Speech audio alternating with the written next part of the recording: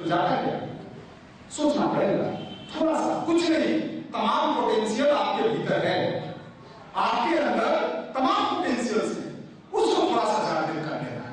उस पर थोड़ी राख जम गई है, उस राख को हटा देंगे तो अंदर से दहकता हुआ आग आपके सीने में है।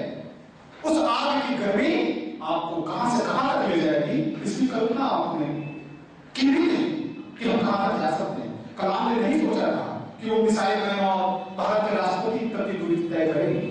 वो तो चाहते थे कि बस किसी तरह से DRDO में या एयरक्राफ्ट इंजीनियरिंग में एक मौका मिल जाए, किसी तरह से कोशिश भी कर रहे,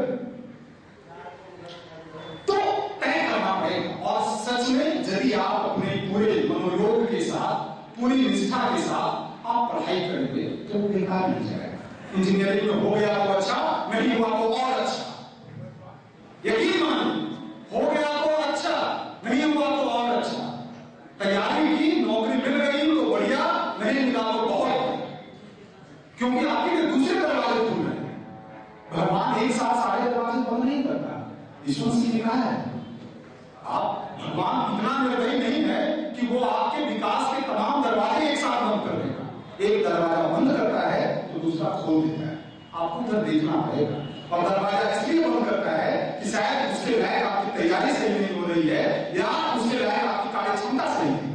आप अपने दूसरे दरवाजे की तरफ तो देखें, वो दृष्टि, दूसरा दरवाजा तो हमें नजर आता है बस पंखा, बहुत प्यारा है पंखा, लगाओ पंखा, झूठ जाओ पंखे। दूसरा दरवाजा यही नजर आता है, एक दरवाजा बंद तो दूसरा दरवाजा पंखा। क्या हो गया भाई?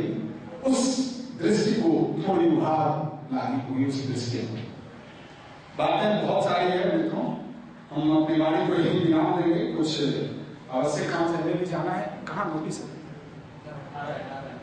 10 मिनट। अच्छा, 10 मिनट में फिर निशान आप आ जाएंगे, हमें थोड़ा जाना है।